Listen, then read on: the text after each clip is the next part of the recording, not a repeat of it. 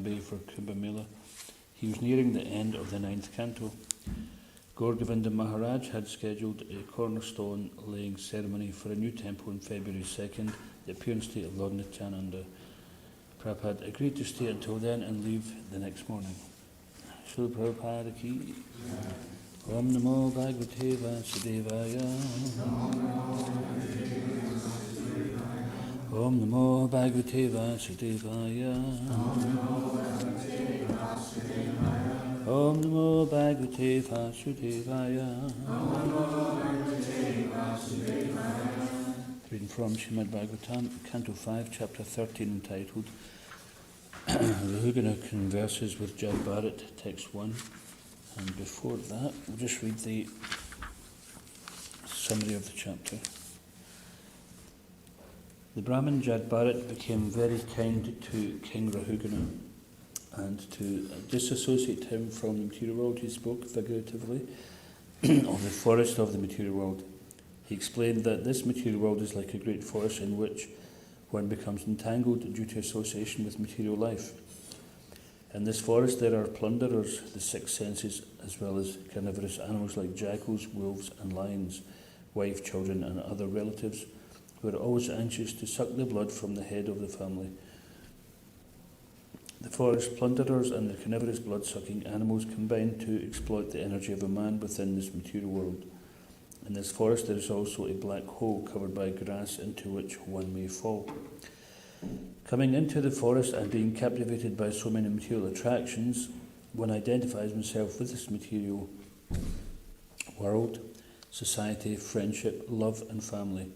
Having lost the path and not knowing where to go, being harassed by animals and birds, one is also victimized by many desires. Thus one works very hard within the forest and wanders here and there. He becomes captivated by temporary happiness and becomes aggrieved by so-called distress. Actually, one simply suffers in the forest from so-called happiness and distress.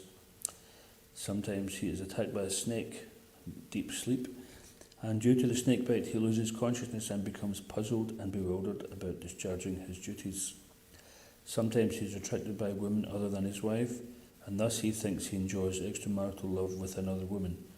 He is attacked by various diseases, by lamentation, and by summer and winter. Thus one, within the forest of the material world, suffers the pains of material existence, expecting to become happy.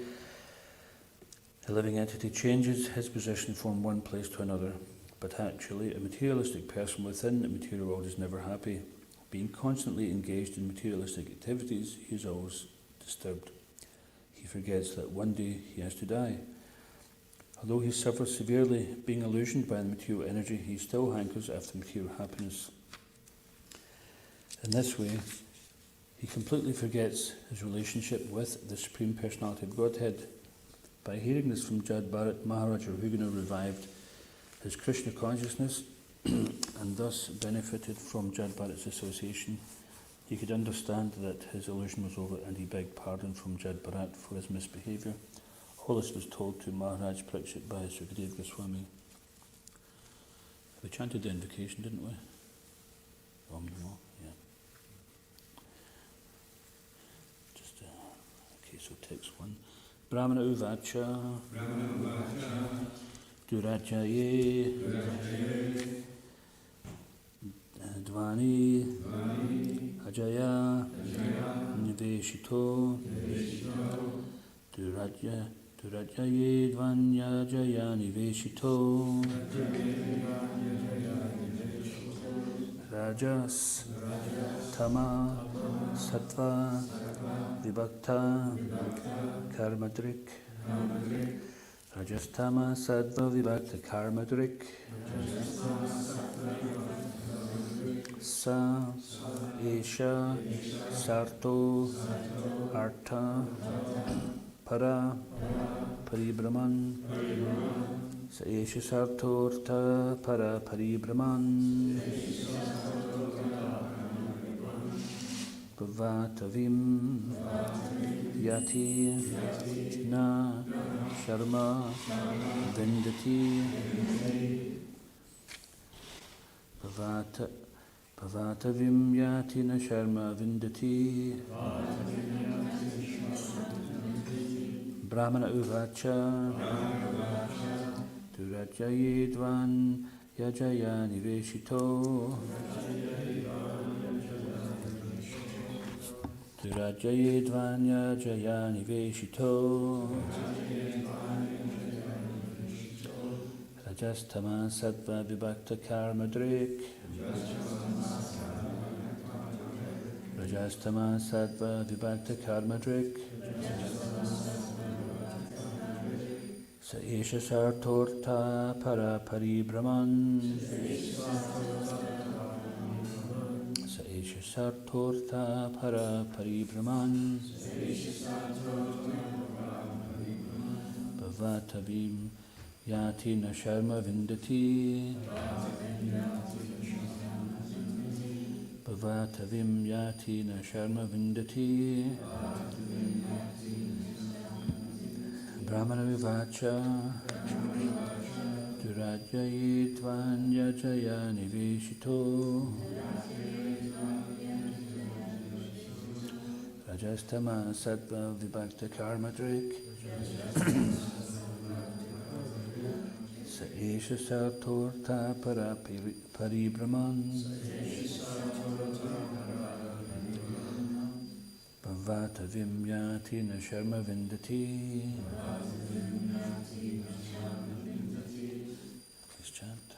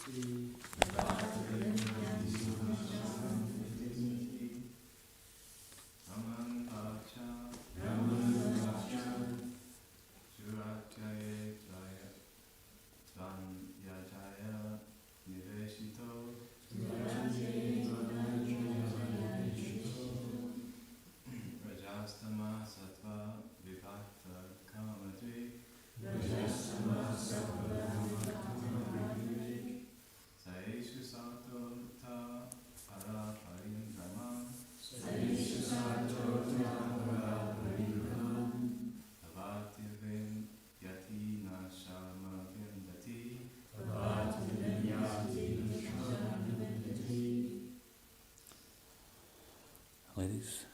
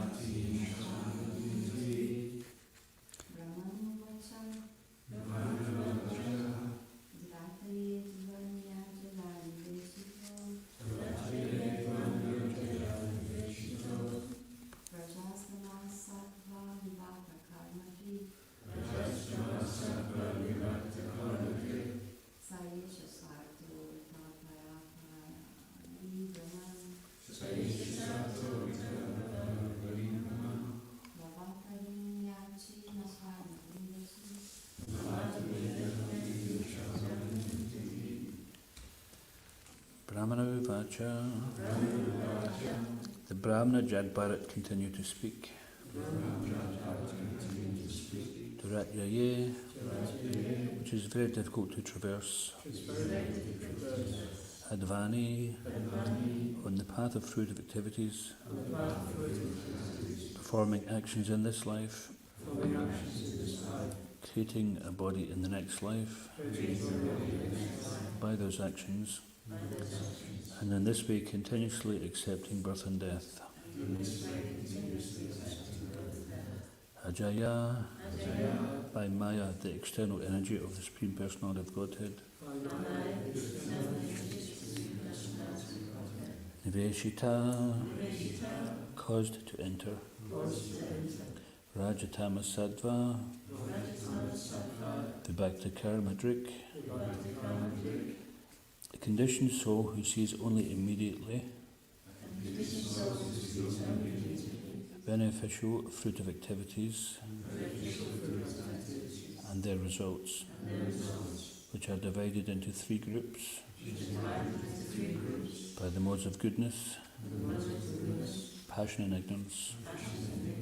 Saha, he, Esha, this, Sa'arta, the living entity, falsely seeking sense gratification. Artapara, intent upon gaining wealth.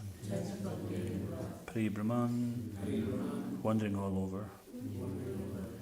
Bhava-Atavim, the forest known as Bhava, which means the repetition of birth and death. Yati, enters. Na, not. Sharma, happiness. Vindati, obtains. Translation. Jad Bharat, who had fully realized Brahman, continued, My dear King Rahugana, the living entity wanders on the path of the material world, which is very difficult for him to traverse, and he accepts repeated birth and death. Being captivated by the material world under the influence of the three modes of material nature, Sattva-gun, Rajagun and Tamagun, the living entity can see only the three fruits of activities under the spell of material nature. These fruits are auspicious, inauspicious and mixed. He thus becomes attached to religion, economic development, sense gratification and the monistic theory of liberation, merging with the Supreme. He works very hard day and night, exactly like a merchant who enters a forest to acquire some articles to sell later for profit.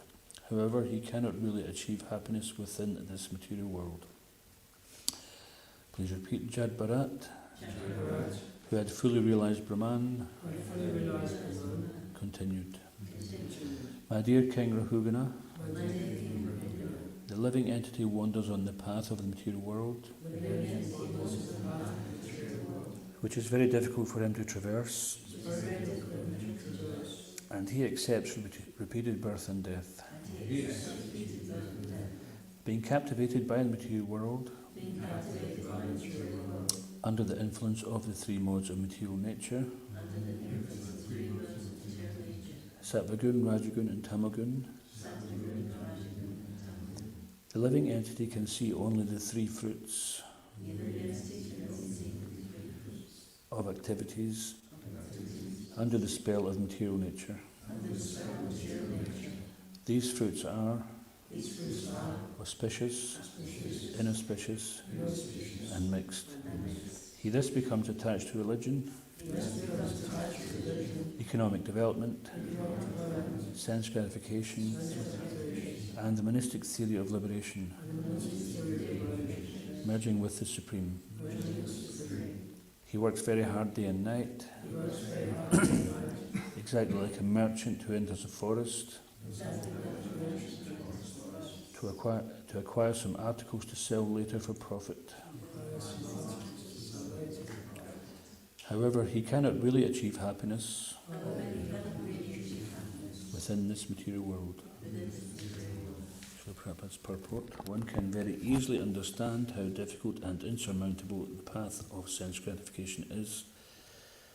Not knowing what the path of sense gratification is, one becomes implicated in the repetition of birth and accepts different types of bodies again and again. Thus one suffers in material existence.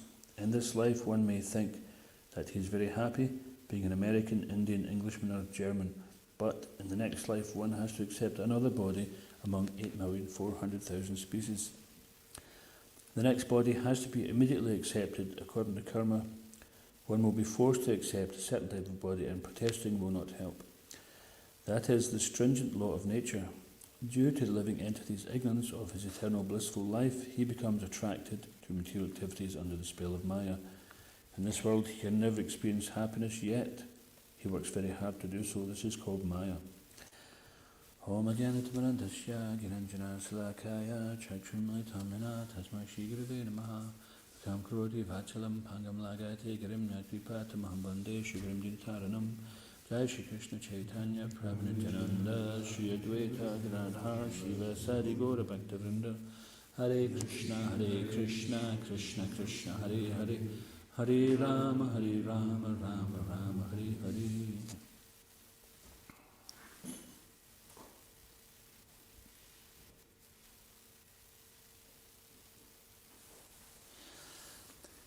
Chad Barrett, who had fully realised Brahman, continued, "My dear King Rahugna, the living entity wanders on the path of the material world, which is very difficult for him to traverse, and he accepts repeated birth and death, being captivated by the material world under the influence of the three modes of material nature, Sattvagun, Rajagun and Tamagun.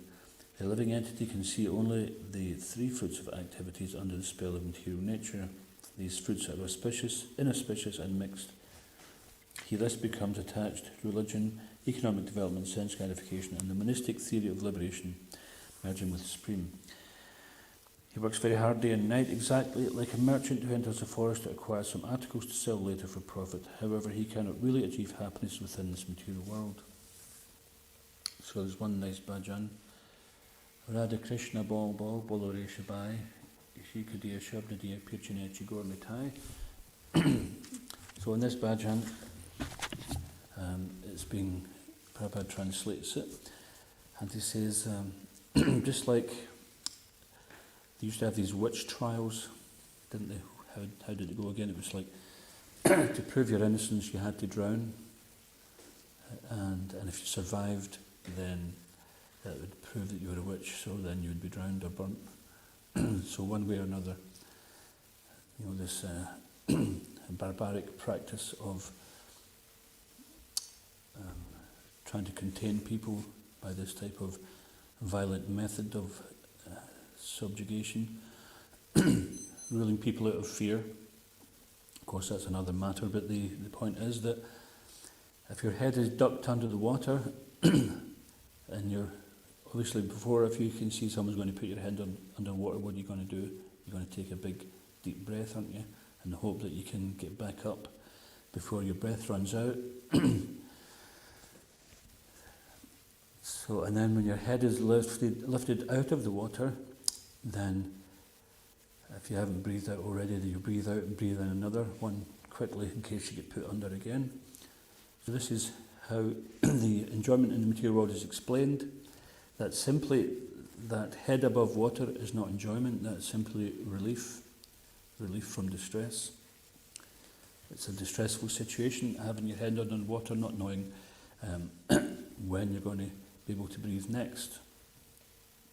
So in the material world of repeated birth and death, the living entity doesn't know when it's going to get a favourable situation, and when it gets a favourable situation, then it doesn't try to get free, it's just preparing it again for the next duck under the water. So this is the rule of karma, that good action and bad action, from the point of view of devotional service, are considered to be just different sides of the same coin. But one who takes to Bhakti Yoga, the process of Bhakti Yoga, they're not interested in playing with this coin any longer, because even if you were to perform only good actions in this life, and it's not possible because there's prarabdha karma, or actions we perform even without us knowing.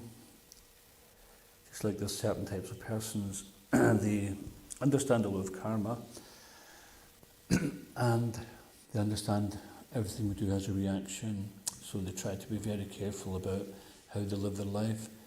Even before this pandemic, some of them were wearing a mask because they don't want to breathe in any germs and kill them. and if they go to bathe in the river, they don't just jump in, they slip in so they don't spill any water onto the land and drown an ant. But how far can you take this, this kind of way of life? Obviously, when someone conjured this up of how to try to escape the law of karma or minimise it, it was maybe a brave attempt, but it's on the mental platform. It's actually not going to free one from karma, because even microscopically, then there are living entities which are being inconvenienced by ourselves, and we cannot avoid it.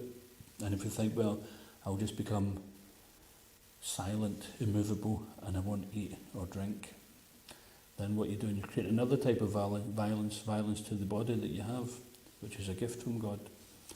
So we have to accept it. In this material world, it's unavoidable to be implicated in the action and reaction.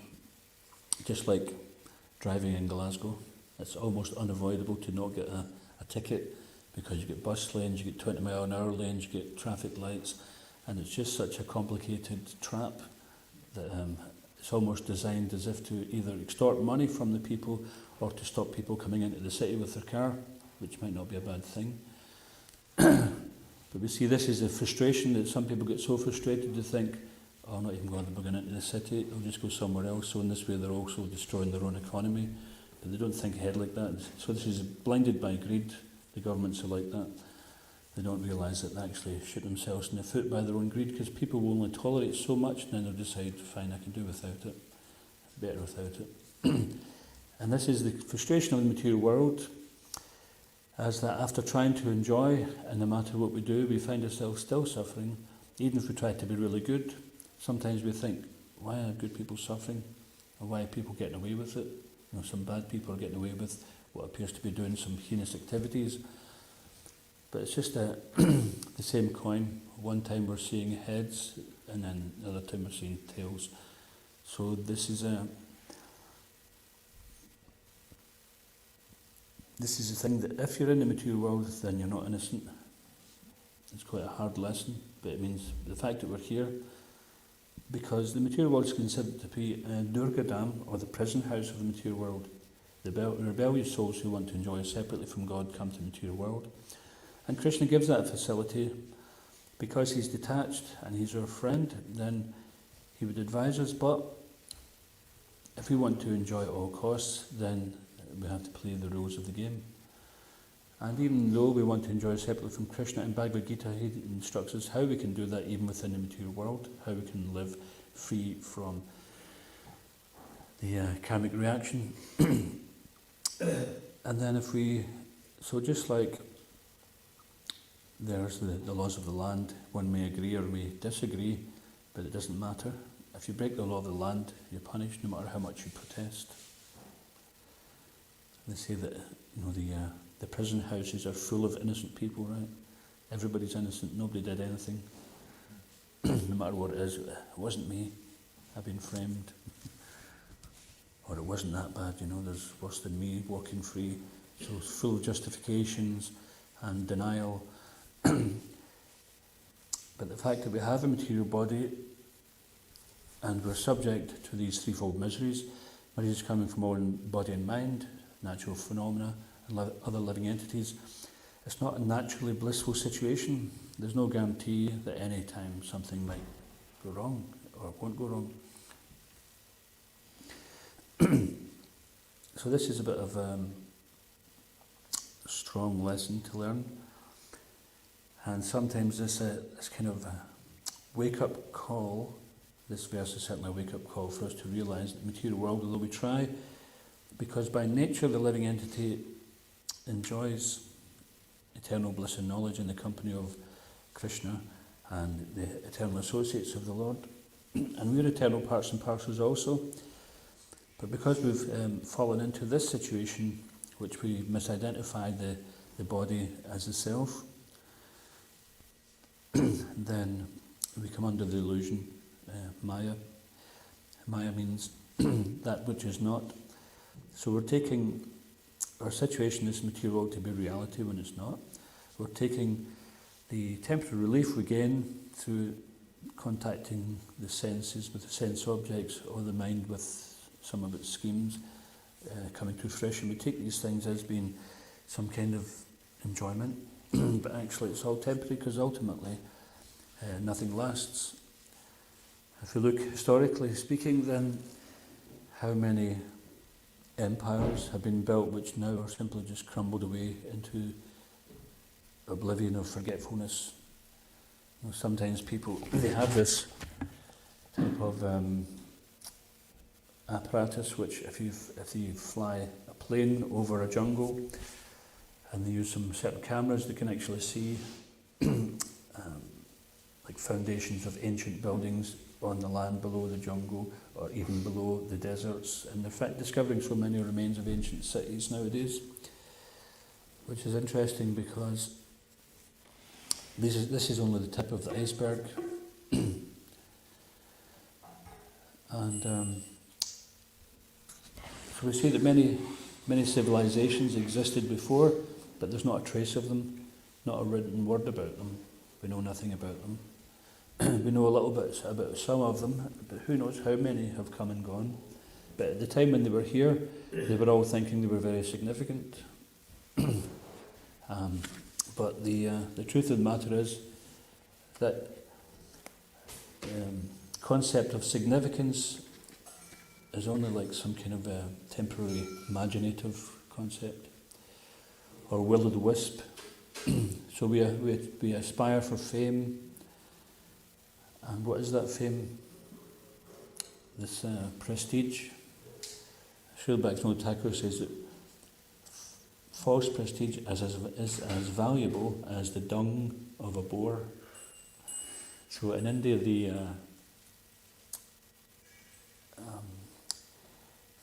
for millennia, the sewage treatment plant is the hog. So typically, people would go to the fields and they would go to the toilet there, or maybe a little more advanced, they have some open sewers in the hogs. They clean it up. They eat all sorts of stool. And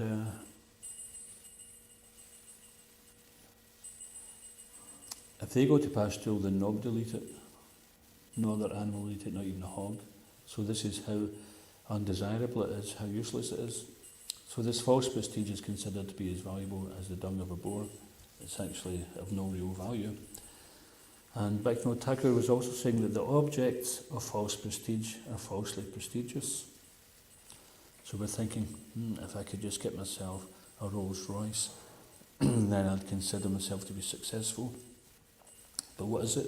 It's simply just some metal, rubber, a bit of wood, plastic, and just putting together in such a way as it's made to become a desirable object.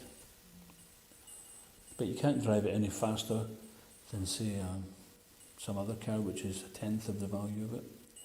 And simply having a name. In the Srimad Bhagavatam, it says that Kali Yuga is a world of names. So sometimes, typically, the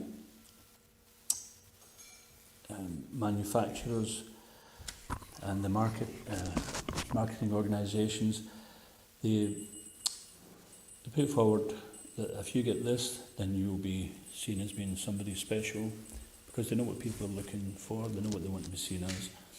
So they may aspire for that, and then they may get it.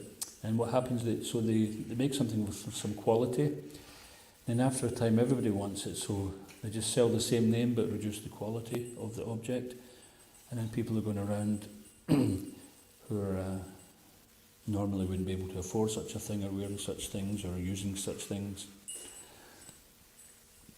But ultimately, you can see that if you go to like the city dump, you see that the things which people once hankered for are lying in the dump, and often these things are still working. Like people whimsically spend their time working hard to get money to buy the latest kitchen implement of a certain colour. Now a white fridge is no good, you need a black one because it's better somehow or another.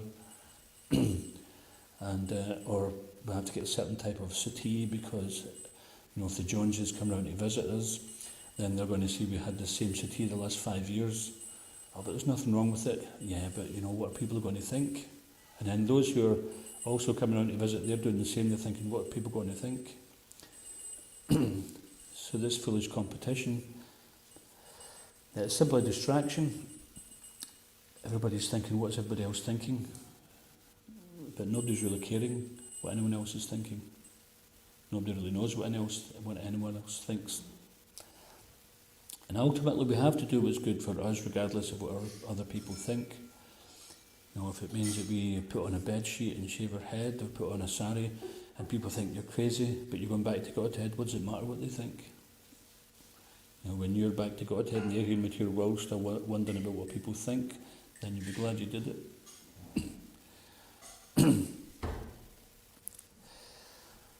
So of course there is some pleasure in the material world. When the senses contact the sense object, there is some pleasure, but we, as devotees, we understand it's temporary. It's not that this is all there is, but this is simply interaction with the senses and objects of the senses. And the waves of happiness and distress, the devotee learns by Krishna's instruction, Bhagavad Gita 2.14, Matra Sparshasta Kontaya, Shitoshna Sukadukada Agama Paino Nitjas Tams Tatikshashva Bharata. That just try to talk, how does it start again? O son of Kunti. Non-parent appearance of happiness and distress, and the disappearance in due course are like the appearance and disappearance of winter and summer seasons. They arise from sense perception of sign of Bharat, and one must learn to tolerate them without being disturbed. So this is one of the first instructions Krishna gives to Arjuna. So this indicates how important it is to learn to tolerate. And learning to tolerate means understanding that the waves are going up and down and that they're passing. Just as the tide comes in and goes out again today, then tomorrow it will do it again and again. And as the waves are going up, every wave that comes up doesn't stay up, it comes back down again. There's no example of a wave staying up there and just staying up. It comes back down. So similarly, we've also experienced happiness and distress. So just as a wave has a beginning, and then it comes to a peak, and then it goes again. So when we have some happiness, that's coming, and then it will go. When we have some distress, that has come, that will also go. So in this way, our mind can become steady when we understand, when we're going through this temporary experience of happiness and distress, that this has come, this will go, this has come, this will also go. Especially when we're going through some very difficult trials, then it's very useful to know and to remember that, well, all the other difficulties I went through had a beginning and had an end. But it seems that when we're going through some present difficulty, then we think, oh, this one will never end, because it's completely absorbing our mind, isn't it? It takes over us. Whatever difficult we're going through at the time is the most difficult thing. How am I going to get through this? Just like you did the last time. You just stuck it out. We just observed it. And when we take to chanting Hare Krishna, that keeps our focus and it keeps our mind clear.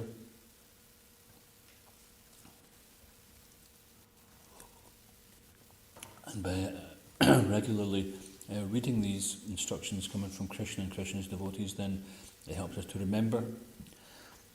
So the material world is actually set up for forgetfulness of Krishna, because that's what we want. We want to forget Krishna, enjoy separately, we want to be little gods ourselves. So therefore in the material world there's always competition. There's one nice example, that one, whether it's true or not, whether it's just an analogy, but apparently this is the nature. One Englishman was serving, he wanted to import many frogs for his restaurant, and he did a deal with this chap in France, and he was saying, okay, how are you going to ship them over? He says, well, we'll put them in a tank with water, and then we'll send them over to you. And he says, don't you have to put a lid on it? He says, no, you don't have to. And he says, well, won't they escape? So he showed them, as soon as there's a tank with frogs in it, and one of the frogs was trying to climb out, as soon as you get anywhere near the top, the other one pulled him down and started to climb up, then another one pulled him down. So anyway, this was just to illustrate the motivation of envy in the material world. that if someone gets ahead of us, we want to pull them down and get ahead of them. Or if it means that to get ahead, we have to stand on their head. And this is described in Bhagavad Gita, that this is my enemy, I've killed him, and my other enemy will also be killed. So we may not be killing someone physically, but we're competing in such a way as to spoil that person's chances for their success, because looking after number one, I, me and mine, is the basis of material existence. So devotional service is directly opposite to that, where we're not focused on what's in it for me all the time and how can others serve my purposes. That is material life. But how can I serve? When we understand that the purpose is to serve Krishna, who's the cause of all causes and the source of all spiritual material worlds. When we understand that, then we think, well, my position is what? It's to serve Krishna. And by doing that, we automatically become satisfied, as much as watering the root of the tree satisfies and nourishes the whole tree. Then when we take to Krishna consciousness, then automatically the other things are being taken care of.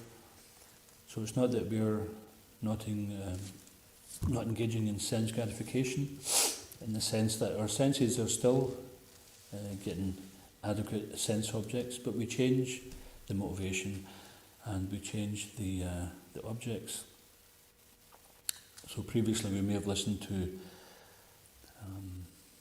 mundane music, or we may have read mundane books which are either fantasy or novels or whatever, and really there's no tangible reality to these things. Or we may listen to music which invokes a certain mood because the sound vibration has a very deep effect. So we can replace these things. We can read about the world which is beyond our mundane vision and become connected with it through that hearing. Reading is hearing. Hearing is also reading. And by hearing kirtan, then that's going deeper than mundane sound vibration, which is also subtle, travels on the ether and affects the mind, affects our emotions. But the transcendental sound vibration goes beyond even the mind to the actual very consciousness, to our very being. In this way, through chanting Hare Krishna, through chanting other mantras, through reciting and hearing the scriptures, from even discussing our service, sometimes it appears that we're just discussing about how to do this, how to move that there, but it just seems like mundane. But our purpose behind it is not mundane. And therefore, if the devotee carefully makes sure that everything they're doing is connected with Krishna and keeps that in mind, then not only do they not receive reactions for their actions, like we were talking about earlier on, it's practically impossible to live in the material world without incurring reactions, but become free from past reactions. Yajna vai Vishnu. So sacrifice to please Vishnu has to be performed, and in this way it purifies one from past activities.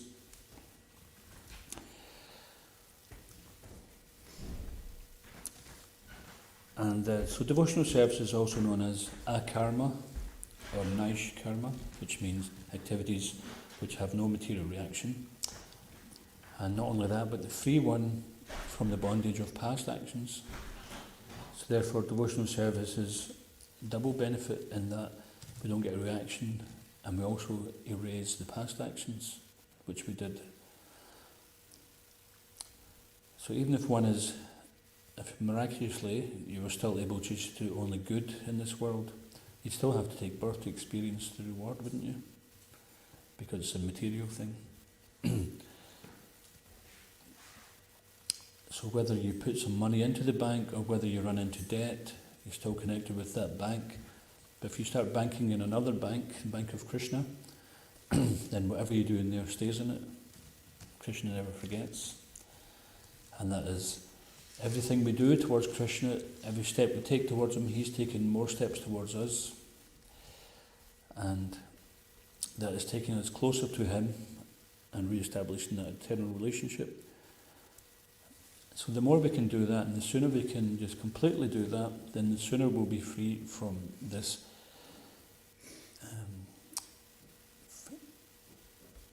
this entrapment in the material world.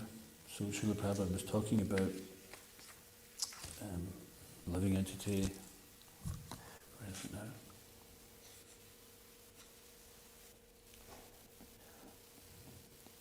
Being under the influence of the three modes of material nature. And he was talking about the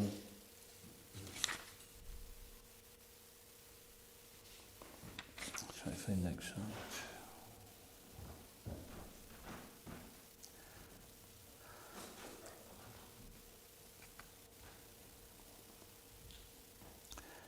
Yeah, so despite our protests, then just like someone may think, well, I don't believe this law is wrong, so I'm just acting according to it. I believe I make my own rules.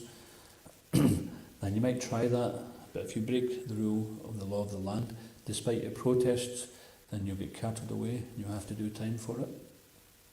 So this was what happens in the material world. You might decide, I don't believe in God, because we just want to block it out. Or, yeah, I'm not going to surrender to Krishna. Forget that. I'm going to enjoy while I can. Eat, drink and be merry, for tomorrow you may die. And that may be true, for tomorrow you may die. So a wise person thinks, oh, why should I just eat, drink and be merry? Let me be a bit more intelligent than that. And of course, while these people are eating, drinking and being merry, and they see the devotees, they're saying, oh, you guys are just wasting your life. You could be enjoying like me, look, we're having a great time. But it's not always like that on a Sunday morning, isn't it? They're not having such a great time. Or if they contract some disease, or some relationship problem. You know, there's many people who were thinking they're having a great time, but then they ended up depressed or dejected, rejected, in difficult situations. So we don't put our faith in Maya. The faith you can have in Maya is that she'll make you suffer. You can have that faith. You can be sure that she'll give you a little reward, but your suffering won't be worth it. And unfortunately, when people are suffering the results of their past impious activities, rather than taking shelter in Krishna to become purified and free, then they take shelter in more sense gratification, which simply compounds the problem.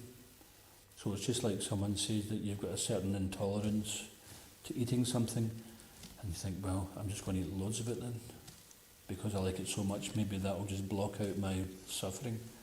This is the kind of madness it is. But unfortunately, for the living entity, Maya is so strong and powerful that we are all mad to some degree in this material world. And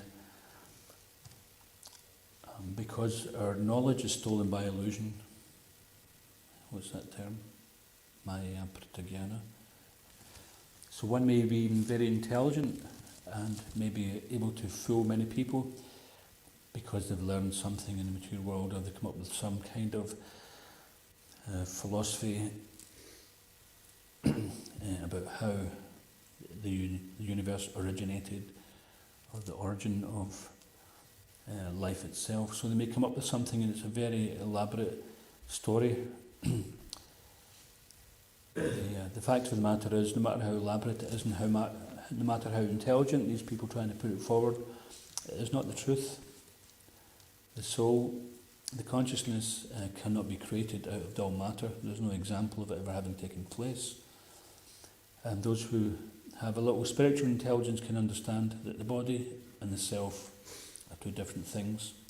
Just like recently, there was one of our friends passed away, and when you see the body there, immediately there's no question. It's like the soul has left, the consciousness has left. There's no consciousness in that body, and it's not simply because the heart has stopped beating. It's because that person is no longer there. So that soul wore a certain garment for a certain period of time, and then when the garment, as Krishna says, when the garments become old and worn and useless, then we give them up and take new garments.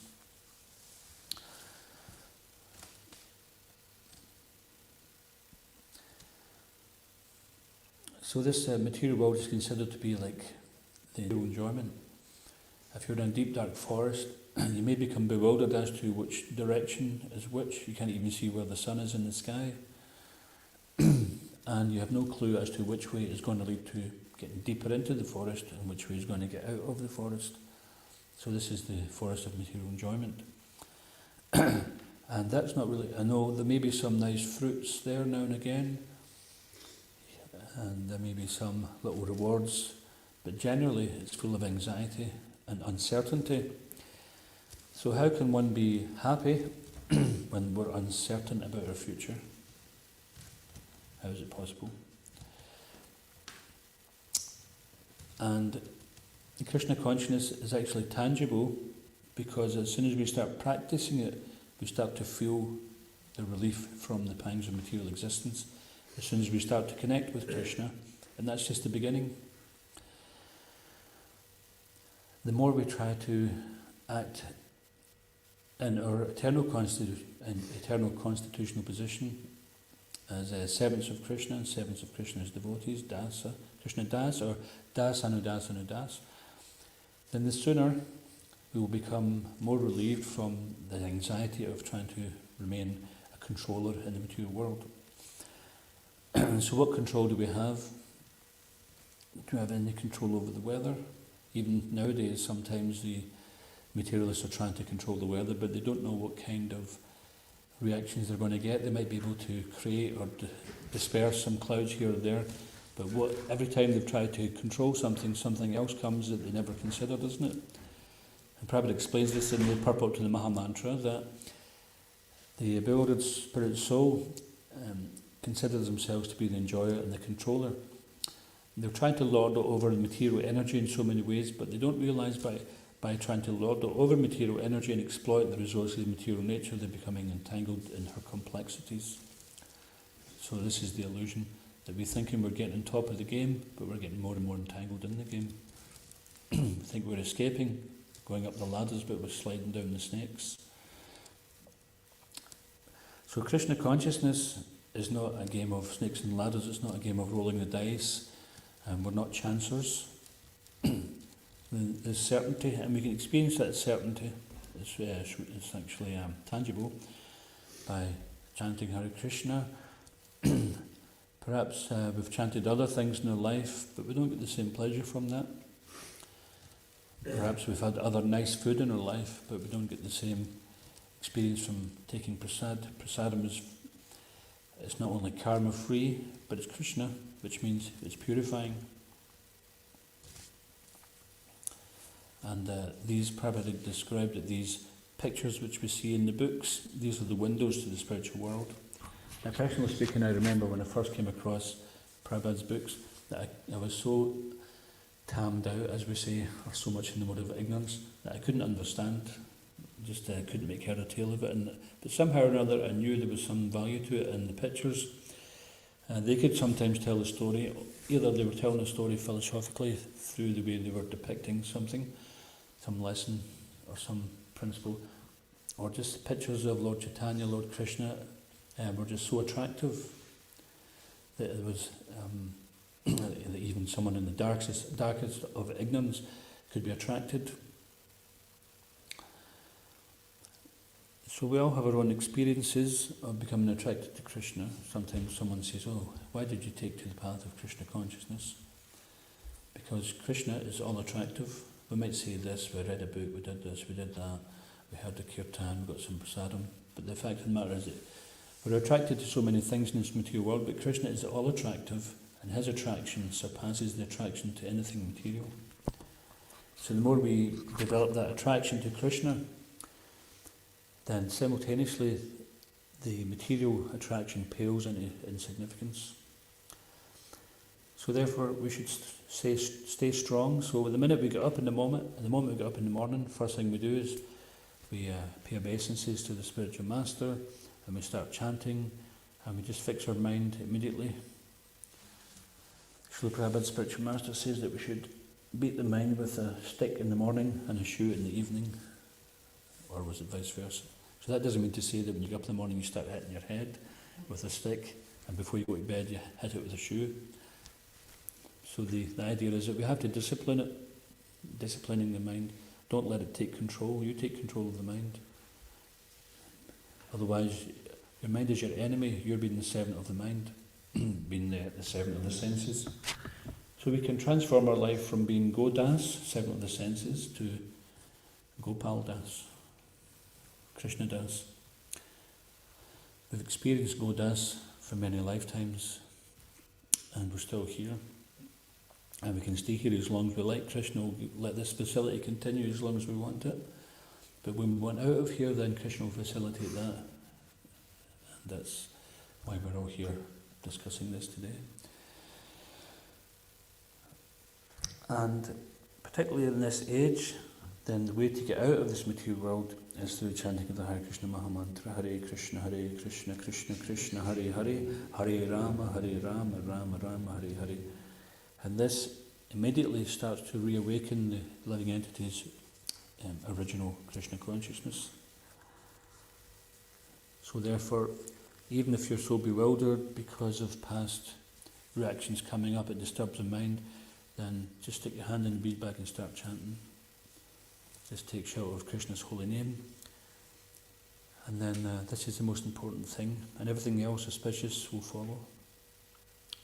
Everything else which we do, which we follow, is all there to serve that one thing, which is to become pure lovers of Krishna through chanting the holy name. And all that knowledge is there so we can understand who is Krishna. And then it will become realized as we serve and chant. The chanting is there asking for service. My dear Lord, please engage me in your devotional service. And the service is there so that we can become humble to chant nicely. And this way it just feeds itself. Lord Chaitanya says, Trinadapi Snechana Tarodapi Sesnana Amana Namanadena Kirtnis Dahari. That we should chant the holy name of the Lord in a humble state of mind, thinking oneself lower than the straw on the street, devoid of all sense of false prestige, ready to offer all respect to others, not expecting respect for ourselves. So this is what we're aiming for. We may be finding that someone says something to us and we feel slighted and we're like, who do you think you are? No, it's who do I think I am by saying who do you think you are? Never mind whatever else thinks they are. It's important that we become tolerant and we become humble. And this way we can chant the holy name of the Lord constantly, which means we won't commit offences against the Lord's devotees. Committing offences is more dangerous, is more harmful to a spiritual life than simply sinful activity, because it has an adverse effect on our Bhaktilata Bij, the seed of the creeper of devotion. Because devotees are dear to Krishna, if we offend devotees, then Krishna can withdraw his mercy. So we don't want to make an offence against devotees. And if we do because of some mistake or past conditioning, then we simply go to the devotee, we can apologise, offer obeisances, and then we're back on the path again. But of course we shouldn't just make a habit of that. It's not like you sit behind Java in class and just keep on poking him with a sharp stick and say, oh, sorry Prabhu, sit my humble obeisances, and keep poking him like that. So we don't do it deliberately, think, oh well, I'll just won't bother trying to control myself, I'll just be a nonsense, but I'll just apologise anyway. So we should really be careful. So when the devotees are being careful, then we don't lose that taste for the holy name. That is Anandam Buddhivardhanam, ever-increasing ocean of transcendental bliss. That's how our devotional life should progress. So, okay, I'd like to just stop it from there. I won't get any comments or questions.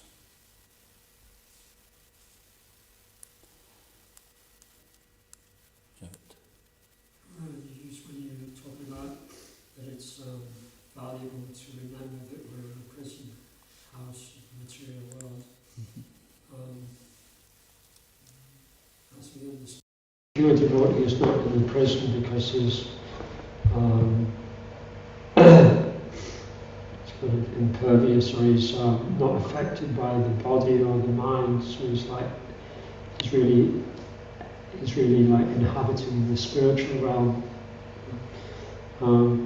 So is it, when we're thinking about being in the prison, are we thinking that really that the walls of the prison are actually our conditioning, or are we actually, is the material world that the prison that we're in? I mean, what's the most helpful like analogy to think of? Yeah, well, I won't say who, if anybody knows it, then that's for themselves, but there was a song that we are prisoners of our own device. So we are prisoners of our own mind, because the material world is also in the spiritual world, and there's no difference between the spiritual world and the material world for a pure devotee, because he doesn't see it as the material world, he sees everything in relation to Krishna. So it's only the material world because we see it separately from Krishna, and we think logistically the spiritual world's out there and the material world's here. Actually, the spiritual world is also here, because it's just like the cloud in the sky. Like today, one of those rare days, we get a blue sky, and there might be a little cloud somewhere, but that cloud is also in the sky. So the material world is also just like a cloud in the sky. But when the pure devotee comes to the material world, he's just like the chaplain. The chaplain is free to walk in and out of the prison, and he's going in to administer to the prisoners, saying, if you behave yourself, and then you get out. If you follow the rules, then you will get out in due course of time. Just be patient. Krishna says that, just be tolerant and play by the rules of the game, and you'll get out. But not just getting out, because getting out is like the Mayavadi type of liberation, where they actually just get out the gate, but they just stand in the gate, they don't go anywhere. And if you were to be released from the prison house, and you think, great, I'm free, and then you just stand there, and you don't do anything, people think, what kind of liberation is that? It means you'll be inside. So that's why when the monists get liberation, because there's nothing there to do, and the spirit soul is active by nature, then the impersonalists, they fall down again to material philanthropy. So therefore, many prisoners, if they don't get rehabilitated, they end up back in jail. So the purpose of the spiritual master is to show the way out of the prison and give them the means to rehabilitate, so that they never go back in. Yeah, so I would say that for us, in our conditioned state, and physically we see the material world as being a prison house. This body is no prison. Nobody can escape this body. If you decide to take your own life and do it prematurely, then you get a reaction for that. So you don't escape that. You have to come back again. In fact, it makes matters worse. But that's another story for another day. So to realise that our conditioning is actually what is imprisoning us, the conditioning which we accept. And then that condition, it's not something we can just make a mental adjustment about. It's not like, okay, well, I'm just not going to be conditioned any longer. We actually have to engage practically in devotional service, and engage in devotional service which is favourable. To begin with, it might not be so favourable because we're still attached, we'd rather do other things, but we know it's the right thing to do, so we're just doing it, apparently out of, it seems like it's out of force, but nobody's forcing us, it's a willing process. But we make some decision when we're in clear mind that I want to be a devotee, and then regardless of what the mind comes up with, we're going to stick with it. So the more vigilant we are in our practice of Krishna consciousness, then the sooner we will get through our material conditioning, and we don't even realise that actually how far we've come along. Just like someone who's climbing up a hill, step after step, they might not realise how far up they're going until an hour or two later they look down and see how far away everything is. So similarly, when we practice Krishna consciousness for some time, even though it seems like it's taking a lot of effort, a lot of struggle, maybe I shouldn't have bothered this climb in the first place, it's too much trouble, it was easier when I was just walking on the flat land. But then we look back and think, oh, where's that intoxication gone that I was so attached to? Where's that illicit sex? Where's all the nonsense stuff that I was attached to? Where's that gone? So that happens. Anything you want to add yourself? No, that's a nice analogy about getting out of prison and just standing in the gate. That's a nice analogy there. Like, imagine the prisoners coming out and saying, I don't look like you're enjoying yourself much, standing in the gate, so come back to the sound. Like the, especially in today's world, like the internet world, and like the prisons have created all sorts of like attractive propositions to entice people back into the prison. Like especially like this whole sort of, you could say there's whole sections of the prison now that appear to be in the mode of goodness. Like vegetarian and like non-racist and caring for the planet, so many things. And they're saying, come back from prison, it's not so bad now, we're getting it together. Just give us a few years and the world will be a better place again. But they're forgetting that also in the prison there's some like really dangerous criminals who like, they don't care for your nice little mode of goodness. It's not all their mode of goodness, so let's leave them alone. In the material world, Krishna explains there's always two types of living entities, divine and demonic. And we see like millennia ago, even we think good, like Satya, we think it was all brilliant, we think it was like the spiritual world. It wasn't, it was still the material world. Demons and demigods were fighting for supremacy. Yeah, so that's a good point, Jeff, is that whether in the material world or in the prison house, we still continue that analogy, we'll finish in a second here because it's going on, is it's not sufficient to actually just decorate yourself nicely. Like you think, okay, I'll get a room with a view, I'll behave myself and I'll get a cell where I can see like a nice field and a tree, and I'll get a nice mattress in my cell, and maybe get a cellmate that's not going to threaten to kill me every day, or whatever else they get up to there. And so maybe a little less fearful, but still anything can happen. All it takes is you just bump into the wrong person, in the dinner queue,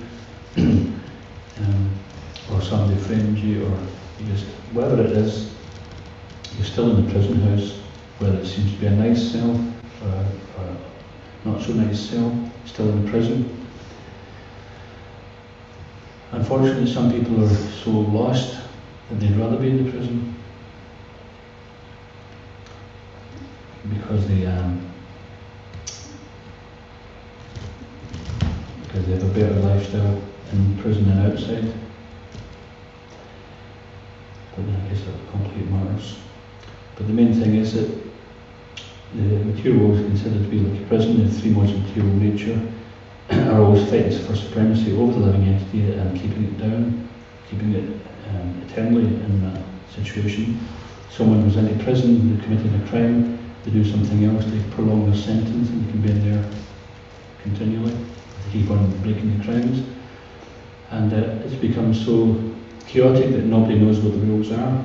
And even if you tell them, people won't believe it. So this is the situation we're in. Devotees are very fortunate they have come across the rule book, Bhagavad Gita. And then they're trying to get others to realise, this is a rule book to get out of this prison. So when people are thinking, oh yeah, I'm suffering, that makes sense, let me try that. And others are thinking, I never could have wrote that. I just play by my own rules. But we can see the results. After years of practicing devotional service, then you don't find devotees having any regrets about practicing devotional service or surrendering to Krishna. So we'll just finish there because everyone's starting to depart. Respond ki, Jai ki, Jai Srimad ki, Jai Hari Prabhupada ki.